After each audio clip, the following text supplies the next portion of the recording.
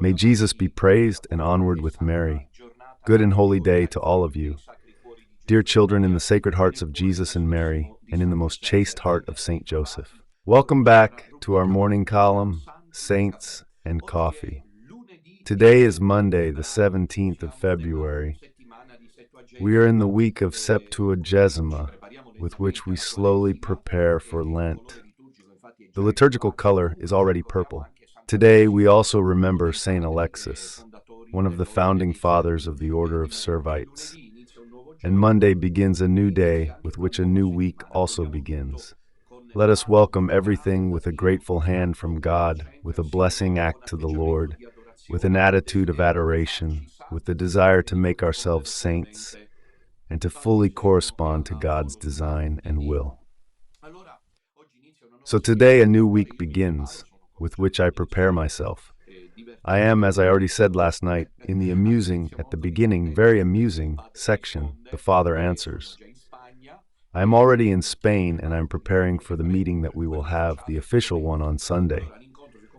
Well, the meeting, as some have asked, the meeting is on Sunday, the 23rd of February, next Sunday, 𝐶𝐻 Sunday. Sunday, the 23rd of February in Seville at 4 p.m. Between today and tomorrow, the location of the meeting will be announced. We invite all the faithful who wish to participate in this moment of grace of the small Spanish-speaking remnant. Yesterday evening we did this very interesting episode and unexpectedly phone calls came in. Imagine that. If they didn't write that it was all organized because 𝐵𝐻𝐵𝐻𝐵. It's said in Sicilian, look at the Sicilian proverbs, that sometimes when you pronounce them, you listen to people. Here in Spain there's a lot of assonance because Sicily also had Spanish domination. No, but the Veneto perhaps more so, the Veneto. So Oputia, I don't know, 𝐴𝐵𝐴 bania. It means everyone judges others based on the rot or the light they have in their own heart. There wasn't anything organized. I said it last night, to make me look like a liar and a con man means storing up and adding burning coals before the throne of God.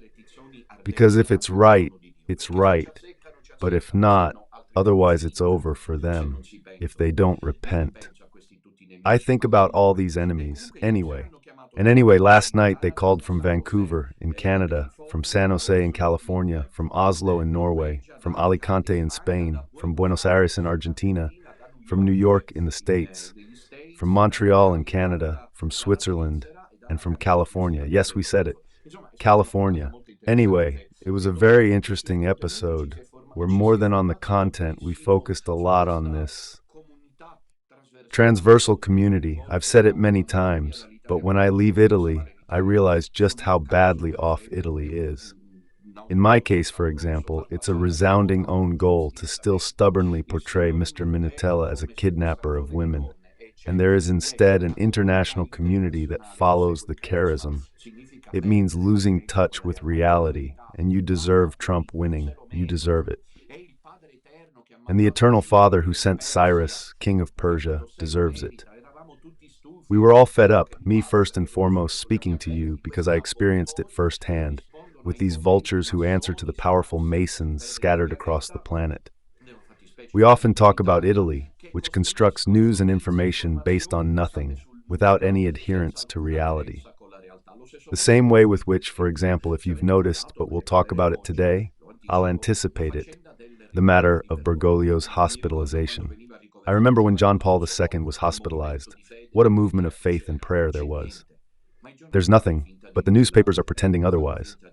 They're ignoring it, but we'll come back to that in a moment. So, last night, a very lovely and very interesting broadcast. Today is Monday. So this evening I'll be expecting you for an episode, in my opinion, unmissable in the catechesis cycle. With the title, The Rosary, Fountain of Joy. The G isn't written by mistake. Capital, it's right this time. Source of joy, joy is Jesus. The joy of our life is only Jesus. So I'll be expecting you this evening.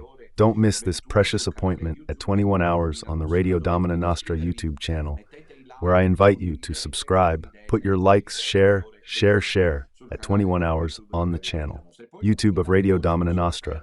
And then the news for today, which is that I'm not traveling, and that at 5 p.m., it's not news. It happens several times when I can. I will lead the rosary at 5 p.m. on the YouTube channel of Radio Domina Nostra. The world is moving, dear children. A geopolitical revolution is underway. Unprecedented reform of the world system. Clearly, there are some voices, but it has always been the case that deliberately, in my opinion, they are keeping out of it, like Peking, to say the great yellow dragon.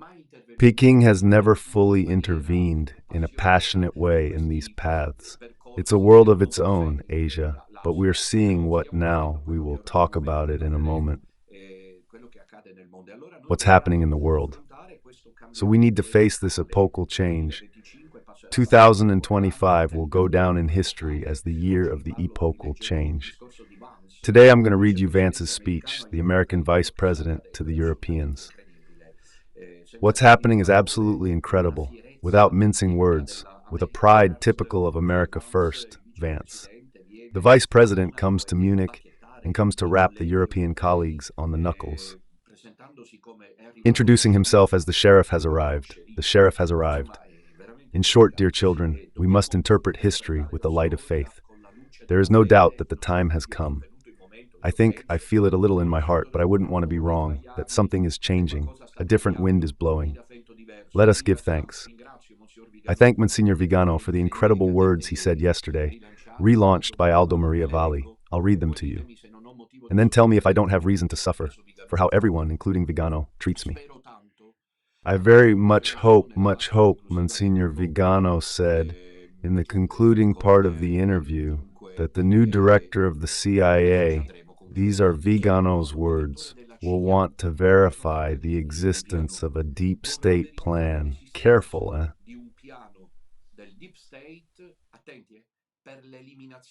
For the elimination of Benedict XVI. But anyway, look, the pot is exploding. Now is the moment when the pot is exploding, thanks to Monsignor Vigano, who is keeping this thing going. Here, very important, that is to say, because if it's true, if the CIA, want to see if it comes from the CIA, and not from the wretched cardinals, oh my goodness, my dear children. If the Eternal Father is making a move, he's doing two things. He clears Piazza Pulita and places Dama Nutella with Brother Celestino. The second would be even more sensational, but it seems that everything is moving, all together, unexpectedly. But I very much hope, he says thank you. Vigano says that the new director of the CIA will want to verify the existence of a plan by the B state for the elimination of Win the 16th, so as to have had an emissary from Davos on the throne of Peter. Those are strong words. Also, because Vigano's international prominence, due to the fact that he was an apostolic luxury in the United States, was in the Vatican as administrator of the patrimony of the Holy See. It is certainly not the case that he was a parish priest in the outskirts of the city the most. In the south of Italy, the biggest city in the south of Italy, which is Palermo. So I don't have the prominence that he has, also because they didn't want to give me this. But the final word isn't spoken yet. I'm not saying it for myself, but for all who care and believe in this project. Do you want to see truth emerge?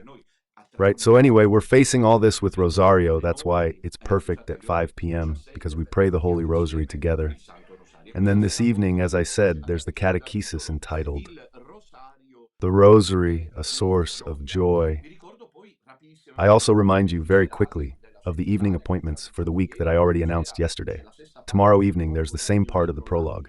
From my book, The Eagle and the Sun, first volume of commentary on the Gospel of John, we are analyzing theologically and spiritually the prologue of John, the first 18 verses of chapter 1. Don't miss tomorrow evening's episode either. Wednesday is Biblical Wednesday with Father Ramon. There it is. Thursday, then, there's the 22nd episode from my book, The Symphony of the Lamb, commenting on the book of Revelation by St. John the Apostle. We'll be talking about the two witnesses of the Lamb, chapter 11 of Revelation. On Friday the 21st, there's the Rosary with the pioneers and the families. And on Saturday the 22nd, we'll be talking in the catechesis cycle, the great little heroes of the faith of Blessed Jacinta of Fatima. But to understand this episode properly, for those who haven't followed it, since Saturday evening is always difficult, follow it if you can. Last Saturday's episode about Francis, Giacinta's little brother, can be found on the Radio Domina Nostra playlist. I would also like to remind you that my return to Italy will include at least 3 immediate appointments.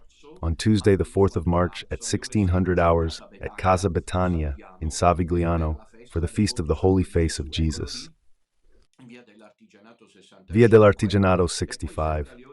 And then also at 4 p.m. on the 5th of March, marking Ash Wednesday, we should be in Veneto, and the 9th of March, back in Piedmont for the first Sunday of Lent. I'm told that a coach is being organized from Brescia and from Piedmont for Ash Wednesday. These are the appointments. Now let's move on to today's reflection, which is broad. Interesting, in my opinion, and something we're tackling, I repeat, with a deeply faithful eye and holding the rosary beads in our hands. The title is, I've tried to make an extreme synthesis. Let's see what comes out of it. The United States of America, Europe, Bergoglio, Trump. Full stop, everything moves. Right, it all moves. I'll begin with the final expression mentioned. We, dear children, have witnessed, in these months, in these years, to something incredible. In the month of July last year, 2024, in 3 days the world changed. On the 13th of July, Donald Trump escapes an assassination attempt. Do you remember the gunshot, which, as analysts have shown, someone said was organized? It's impossible, in my opinion. There will always be conspiracy theories. Anyway, he escaped an assassination attempt by a sheer miracle. He turned around just at that moment, and he actually said in the oath that it was God who wanted this. Look, when a man in power, even if he has the money, interprets his own work as a missionary work, we need to be careful. On the 15th of July, the case concerning him in Florida is closed. Do you remember all the legal troubles he had to face? The case is dismissed, and on the very evening of the 15th of July, Donald Trump appoints Vance as vice president, a young senator from Ohio, who emerged from the hell of post-industrial society and embodies it so young, strapping, and self-assured. And I would say also, without political correctness, the image of America first, the principle of America first. Right, let's begin. Right, to him, to Vance, who was, as you know, I think in recent days, here in Europe, he came to Europe, and in Europe, he came to give a speech that left everyone speechless, a speech in which I announce he rapped Europe on the knuckles on behalf of the Trump administration. He said things, in inverted commas, from another world, things that Europe hadn't heard for years. I'm piecing everything together in a way that tries to make an extreme synthesis.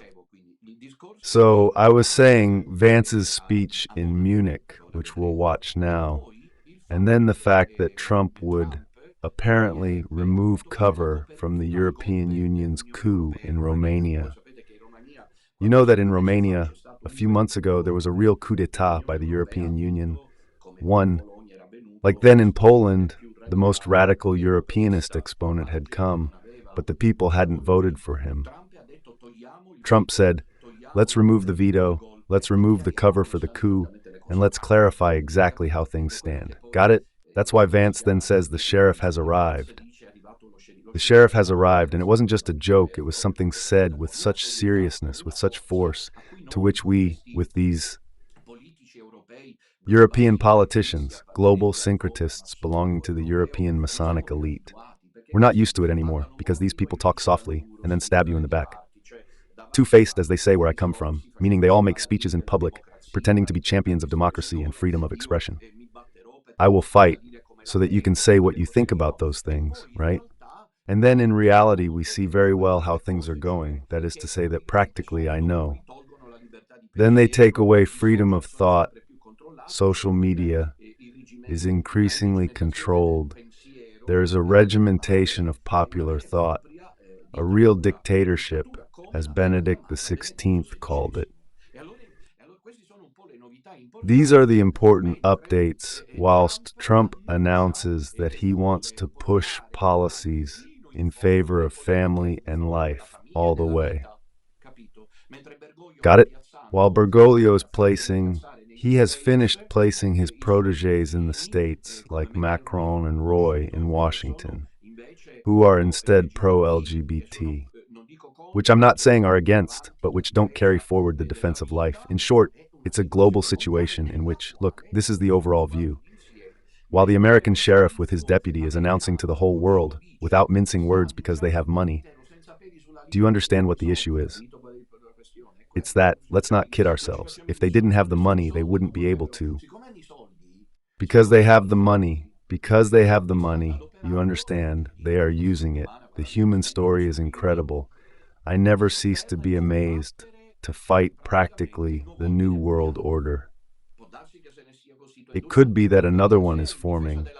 However, if it's in defense of life, let's put it that way, if it's fighting the ideology, the most extremist LGBT one, if it's in defense of the family, if it protects freedom of thought and expression, because it seems that the Trump administration cares a lot about this, and it seems that in the States, as I'm told, it's going that way. Well, all things considered, it's always better than having the international left. These are just thoughts on the side. Anyway, while all this is going on, that Trump, who has the money, because there's also Elon Musk, because it's obvious, because it was the economic push to get rid of all those who were preventing Trump from sitting in the White House. It's a shame that I don't have any money, as they say. I'm kidding. And while all this is going on, this scene, the cowboys arrive, Bergoglio is in hospital. So we are in the presence of no one, I think, envies him. That man there, I presume, is someone who has embraced power in a Luciferian way on behalf of Satan. I have no doubt about that, and I know how much hatred comes upon me. I know it, I see it, I live it, but I won't give up saying it. And now we have a man, Prime Minister of Satan, who has been sitting there for 12 years, undisturbed on Peter's throne, who for years has caressed the dolls of the globalist project as the first representative of the hidden, powerful elites. I've been shouting it for years. I shouted it in the worst moments when the European stooges came to bring him the Kerry Macron Award, when the powerful, until some time ago, including Biden, bowed before him. Now, where's Bergoglio? Hospitalized for chronic bronchitis, they say. But where are the people? Where is the popular participation around the so-called Pope Francis? There isn't any. Do you remember when John Paul II was hospitalized? What happened? There were people. I remember it very well. I remember that in the parishes they had organized themselves. Everything had been put aside. I remember it well. I was a seminarian in the 1990s when he became ill with colon cancer. The church stopped. The world stopped. And even if he was old, like old Bergoglio, people prayed that he would never die. Look with the blazing sun because he was hospitalized. How many people there are, and instead there was no one. There is no one out of shame. The miserable thing about the newspapers is making people believe that there were so many people there, when in reality there were about 50 people, I've been told. And so there's someone like Bergoglio, who just as the sheriffs are arriving in Europe, conservatives, the sheriff defenders, I always like to specify that I'm not, because it's always worth saying, canonizing anyone. I'm doing a geopolitical and religious examination of the situation, therefore a theological one too. While it arrives, advances to say what you will now hear, to quote non Papa Francesco finally. That was a slap in the face, it had been for years. We were fed up with these. Servant bishops, servants of Bergoglio, Pope Francis, Pope Francis, Pope Francis, Pope Francis, Pope Francis, Pope Francis, Pope Francis, Pope Francis. Then Vance comes, arrives in Europe, meets the bigwigs, the scumbags.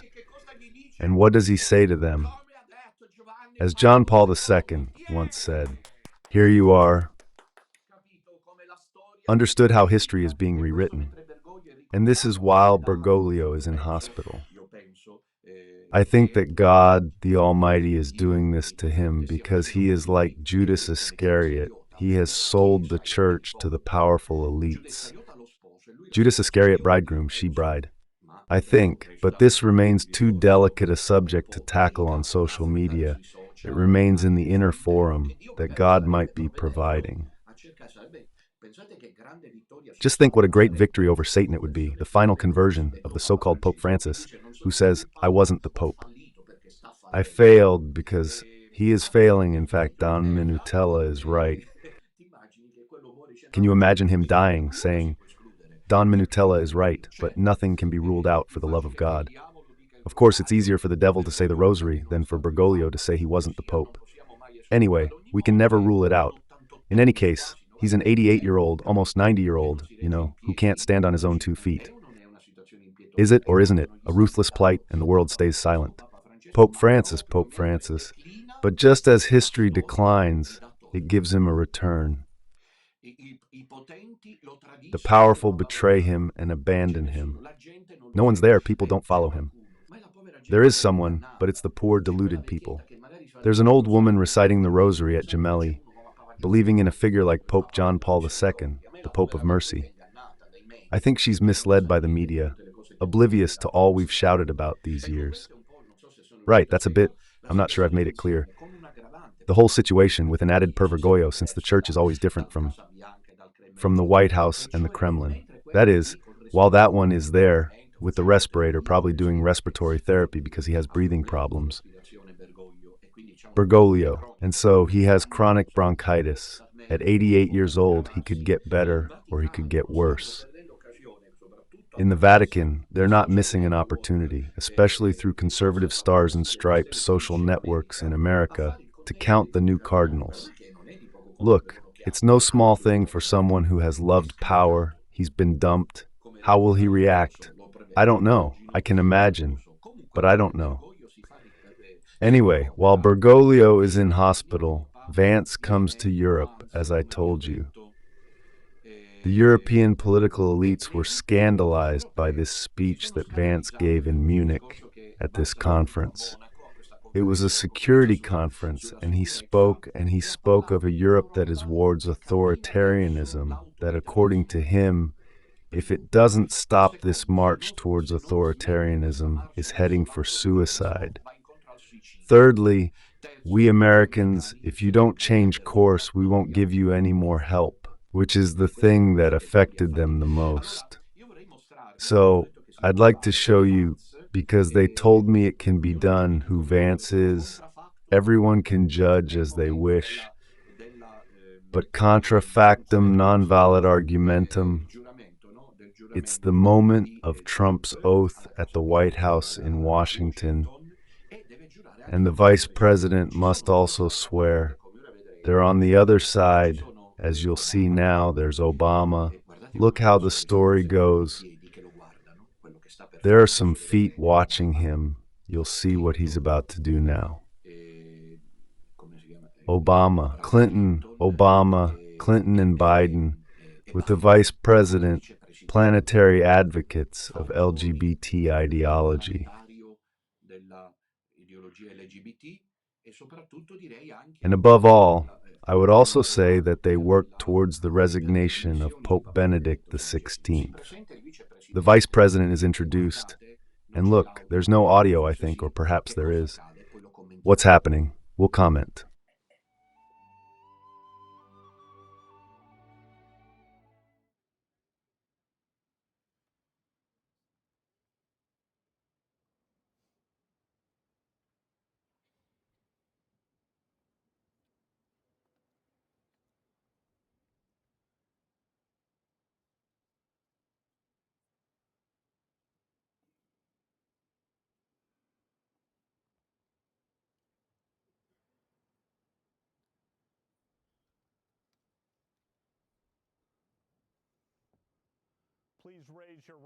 Please raise your right hand and repeat after me.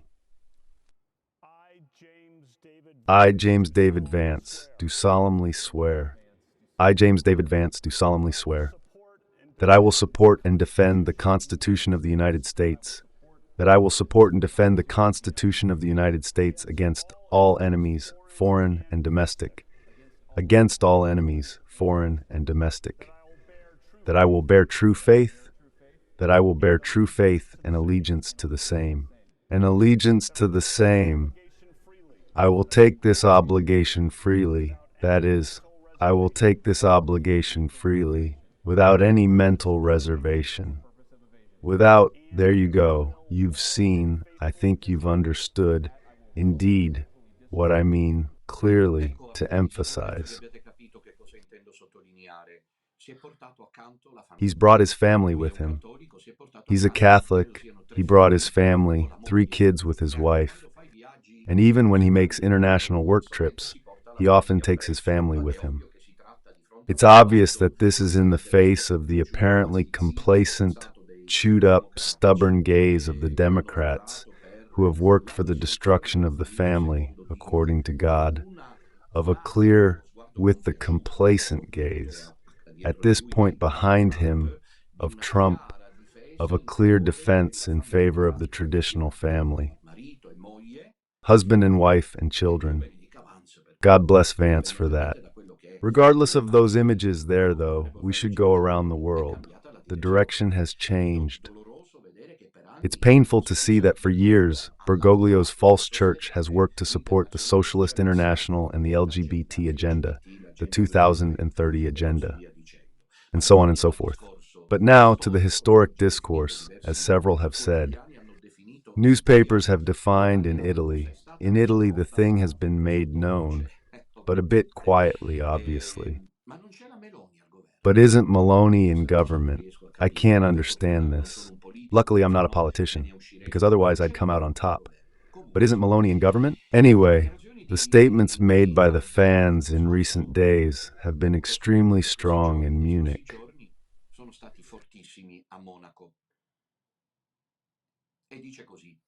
He says, "We are gathering at this conference to discuss security, and normally we mean threats to our external security.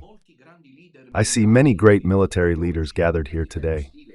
You can hear the style of the speech, too, not mincing his words.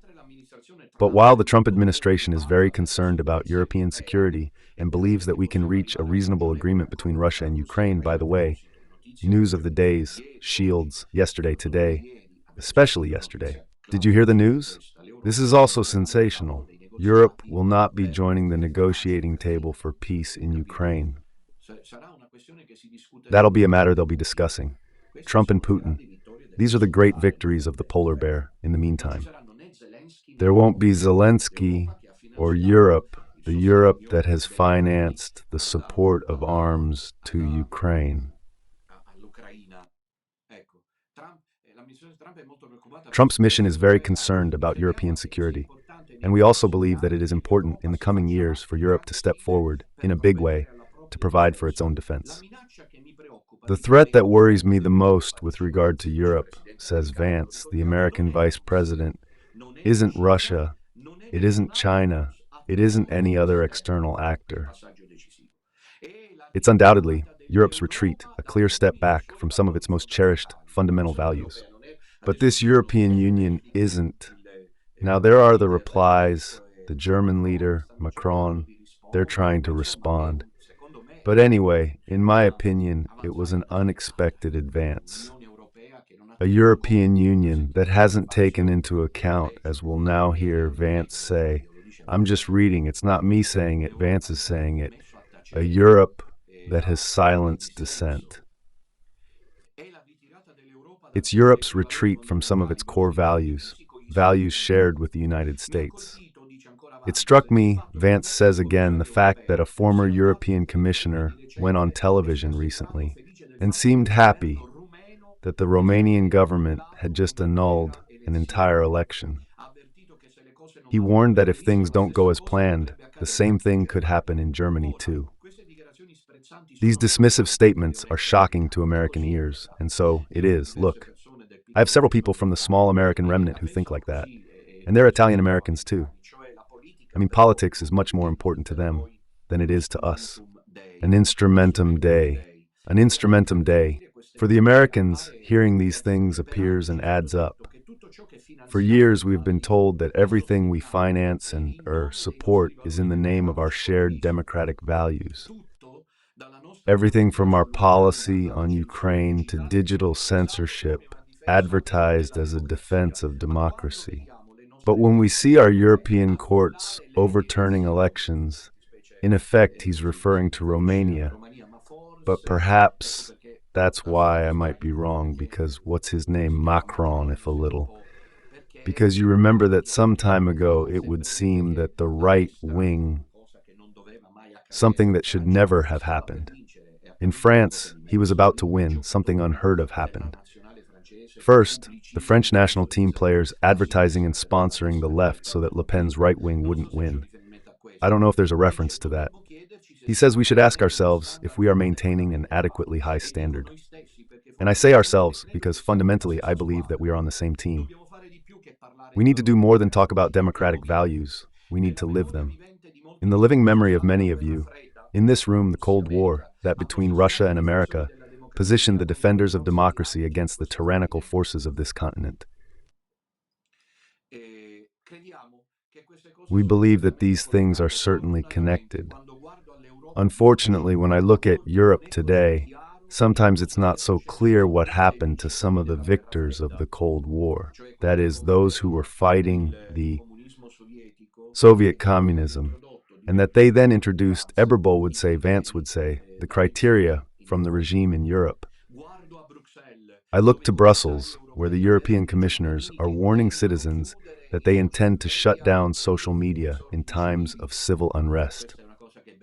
This is something Bergoglio has been hoping for years, because the only place where the truth about Bergoglio is known is on social media. Just imagine if you could find it where the powerful media are. So the bigwigs of Europeist groupthink have been hoping for the closure of social media for some time. And Panzer says, this scandalizes us Americans.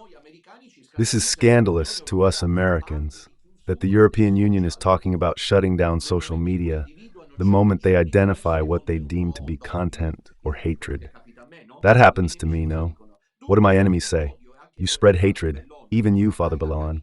You don't have charity, because someone speaks the truth and then immediately it's hate speech. They sue you and shut down your channel. So today, telling the truth or at a push, thinking differently is being a purveyor of hate. But this is the only way of thinking, and Vance comes to say that he's scandalized by this. Or to this very country, he talks about Germany, where the police carried out raids against citizens suspected of having posted anti-feminist comments online.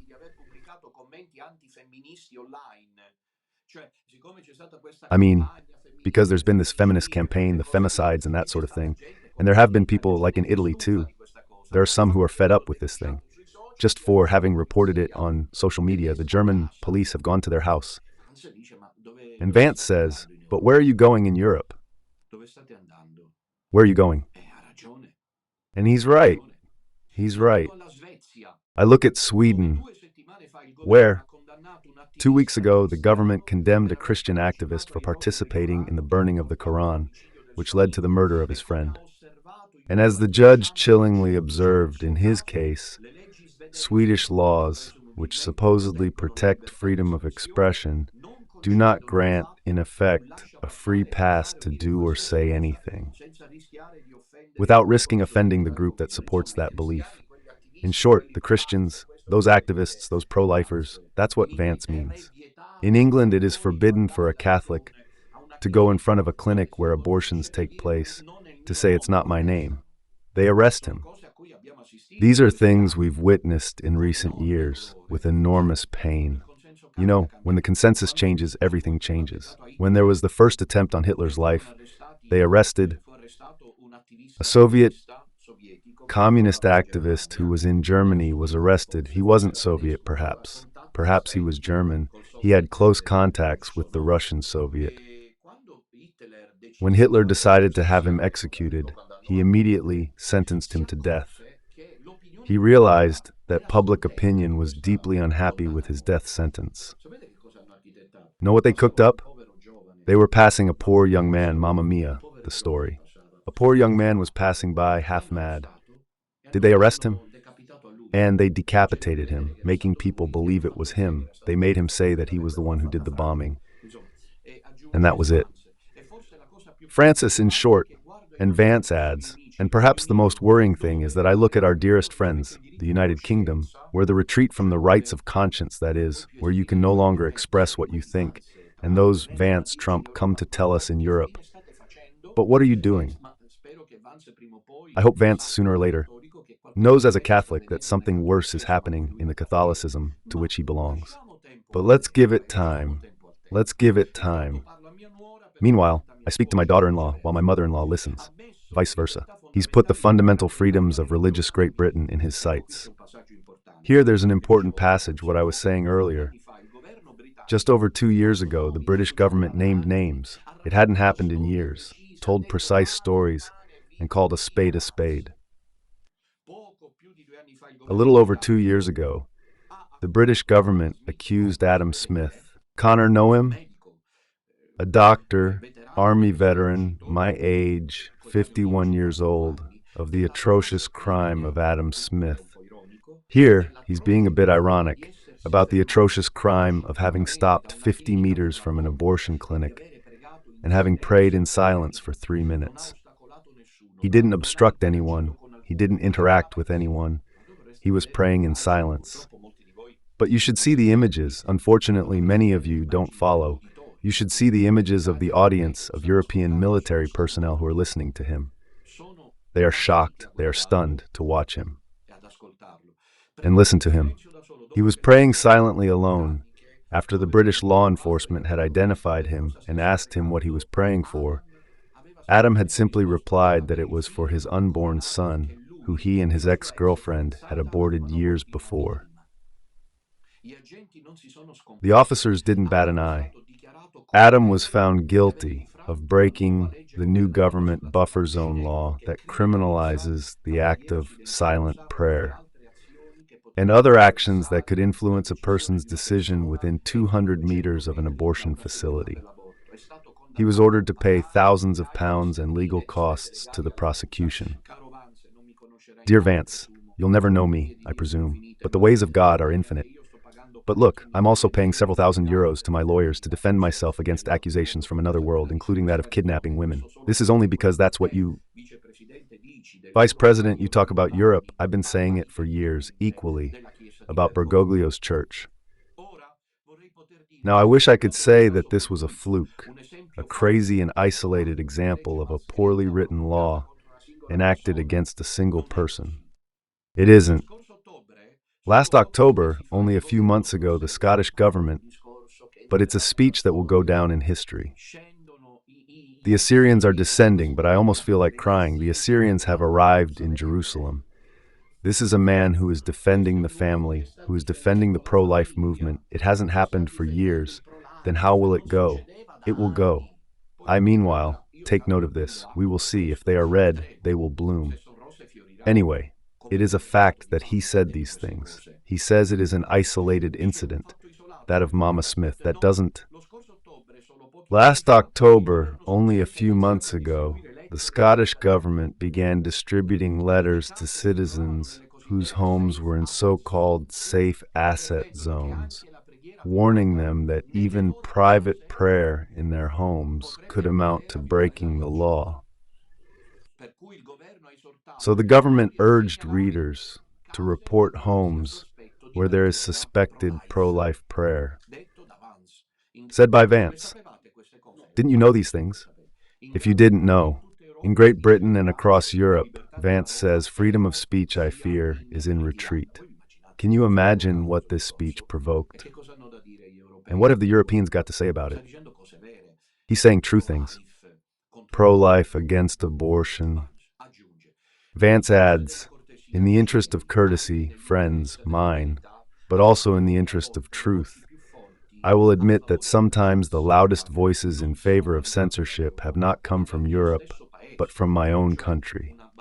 That is, a battle against the pro-lifers, an attempt to legislate in favor of abortion, etc. Vance. At a certain point, he recognizes that it's not just in Europe. It's even reached my country. But listen to what he says now, where the previous administration has threatened and intimidated social media companies to censor so-called disinformation. And here now, Vance even makes a reference to the coronavirus, which I, for obvious reasons, speak of the devil, will skip. Go and read it yourselves, got it? He also commented on that, saying, let's call a spade a spade. Speaking of mass disinformation, I'll stop there because I wouldn't want to. And I hope that we can work together on this, that is, to clarify the pandemic. In Washington, there's a new sheriff in town now. And under the leadership of Donald Trump, we may not agree with your opinions. You will be able to express them in the public square whether you agree or not. But the situation has now worsened to such an extent that this December, Romania directly overturned the results of a presidential election, based on the weak suspicions of an intelligence agency and the enormous pressure from its continental neighbors. Now, from what I understood, the argument was that Russian disinformation, it supposedly infected the Romanian elections. But I would ask my European friends to have a bit of perspective. Can you believe that it's wrong for Russia to buy advertising on social media or media to influence your elections? Certainly we think so. You can condemn it on the world stage too. But if your democracy can be destroyed with a few $100s worth of digital advertising from a foreign country, then it wasn't very strong to begin with. He hugged him. Seems he may have used a teleprompter. I don't know, teleprompter. Now, the good news is that I happen to think that your democracies are substantially less fragile than many people apparently fear. He's now a spokesman. This is the point, my dears, my loves, this is the point. Let's hope it arrives for this too, this, even in the church. What do ordinary people really think? Trump won democratic elections, and people are saying that here in Europe, they fear that democracy is becoming fragile. And I truly believe that allowing our citizens to say what they think will make them even stronger. That is, he came to say that censorship must be fought, because it exists in Europe. If you speak of, they block every word. If you talk about what it is to defend the family, traditional values, they censor you, they ghettoize you, they demonize you. Domina Minutella here for you all is telling you that, because if I may, Domina Minutella is one similar to these, because he has spoken clearly from the start, only he hasn't had the support so far. We'll see. It may be that my mission is coming to an end, seeing as something is changing in the world. I don't know. We'll see. I've said this for years, and I've been demonized. The idea that people believe that I kidnap women when they've got their mobile phones. Got it? And how much more? I don't know how else to define it. Surreal. Is it possible that the powers that be have been able to create? Concluding. Right? I truly believe that allowing our citizens to say what they think will make them even stronger, which of course brings us back to Munich, where the organizers of this very conference banned legislators representing populist parties, both left and right, from participating in the discussions. Now I repeat, we don't have to agree with everything or anything that people say, but when political leaders represent a significant electorate, it is our duty to at least participate in dialogue with them. As they do with us, who have been holding rallies of thousands of people for a couple of years, and no one talks about it. Vance says it's appropriate if there's as I said in the past few days, you see. I didn't know Vance's speech, but in the past few days I made an appeal after the meeting in Milan and then in Verona to the journalists. I mean, stop pretending nothing's happening, only to then talk about me kidnapping women. You're shooting yourselves in the foot. You are clowns, you are Pinocchios. Italian journalism is journalism, Pinocchio-like, and therefore daft, false, not adhering to reality. They don't talk about Father Minutella, who, with the confraternities, gathers thousands of people in Milan, in Florence, in Bologna, in Rome. They don't even mention it with so much as a comma anywhere, because it's understood that it's not to be talked about.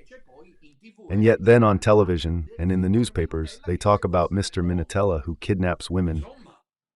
I mean, when will we stop pushing this propaganda-based disinformation? That's what Vance is asking. He says, it's not that we have to agree, but our duty, a political duty, the polis, the politics, as an Aristotelian duty, Meloni must at least participate in the dialogue with them. Here, no one talks to me. They have been sending journalists for years with ambushes outside my house and forcing me to say what I do not want to say. There isn't an agreement on whether there's an interview or not. There's the possibility that you go and express your thoughts. There isn't for many of us.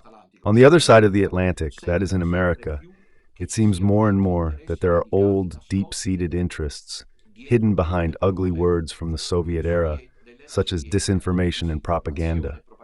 He's telling the Europeans that you are the new Soviet.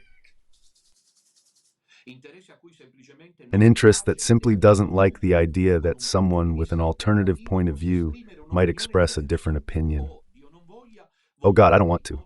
To vote differently, or worse still, to win an election, as was the case with Trump. Now, this is a security conference, and I'm sure you've all come here prepared to talk about exactly how you intend to increase defense spending in the coming years, in line with a new objective. This is fantastic, because, as he has made abundantly clear, President Trump believes that our European friends need to play a greater role in the future of this continent. Old continent, I remember. This term burden sharing, we think it's an important part of being in an alliance that the Europeans step up, while America focuses on the areas of the world that are in great danger. But let me also ask you how you can even begin to think about budgetary matters if we don't know what we're defending, first of all. I've had many fantastic conversations with many people gathered here in this room. Defend yourselves. And naturally this is important, but what seemed a bit less clear to me, and I certainly think to many European citizens, precisely this continuous appeal of the Trump mission to listen to the pueblo. But what seemed a bit less clear to me, and I certainly think to many European citizens, is what exactly you have to defend yourselves against. What is the positive vision that drives this security pact? Europe faces many challenges, but the crisis that this continent is facing at the moment, the crisis that I believe we are all facing together, is one of our own making. If you're running away out of fear of your own voters, there's nothing America can do for you. Nor is there anything you can do for the American people who elected me and elected President Trump. Good heavens, what a speech. You need democratic mandates to achieve something of value in the coming years. Skipping ahead, I must finish. Here he again emphasizes the importance of the election and then speaks of all the urgent challenges that the nations represented here face. I believe there is nothing more urgent than mass immigration. Today, almost 1 in 5 people living in this country, he's talking about Germany. She moved here from abroad. This is obviously an all-time high. A similar number exists, incidentally, in the United States. This too is an all-time high. The number of immigrants entering the European Union from non-European countries has doubled just between 2021 and 2022. It has increased a lot since then, we know. The situation didn't materialize in a vacuum. It's the result of a series of conscious decisions taken by politicians across the European continent and by others around the world. Over the course of a decade, put Bergoglio first, who is in hospital, and I presume that the Cardinals are already discussing his successor, and that Vance is coming to rap him on the knuckles. Oh my goodness, I wouldn't want to be in his shoes, heading towards decline in this scenario. But divine justice exists. Bergoglio has done too much wrong. He has too many priests, he has too many little bishops, he has too many churchmen, he has treated them like a tyrant. God's justice is coming. I was saying it's better not to touch my habit because the dear departed of my dad, I don't want to say it because now that he's dead, I get emotional. He always shouted that I was born a priest, and he didn't just say it like that. He said it because he saw that where I said dad and mum, I said I will be a priest. And he suffered to see that Bergoglio had torn my habit because he didn't understand it, having a son who was a priest, born a priest. He didn't understand how someone like the Pope could take the habit from me, while he protected, as we know, 𝐕𝐢𝐝, 𝐸𝐿 and 𝐸𝐵𝐻. What a situation, my dear children. Immigration, says Vance. Once again, why did all this happen? It's a terrible story, but it's one of those that we've heard far too many times in Europe, and unfortunately far too many times in the United States as well. An asylum seeker, often a young man of 25 years old, already known to the police, drives a car into a crowd and wreaks havoc, which is what happened just the other day in Germany. How many times do we have to suffer these terrible setbacks before we change course and take our shared civilization in a new direction? No voter on this continent went to the polls to open the door to millions of unchecked immigrants. This is indeed a very interesting speech. The conclusion, yes, because it's already 10:10, but it's a very good speech. Right, that's it, conclusion. And if we refuse to listen to that voice, even our most victorious battles will guarantee very little. Conclusion. As Pope John Paul II once said, there he is, Bergoglio di Pietro, with subtitles, been there for 12 years, not just a day, and Vance, the Catholic Vice President of the States, comes to quote not. Pope Francis, who's been a pain in the backside with environmentalism, immigrationism, the LGBT agenda, but he comes to quote John Paul II. As Pope John Paul II once said, in my opinion, one of the most extraordinary champions of democracy in this or any other continent, do not be afraid. We should not be afraid of our people, even when they express opinions that do not agree with their leadership. The reactions to this speech have been deafening, in my opinion.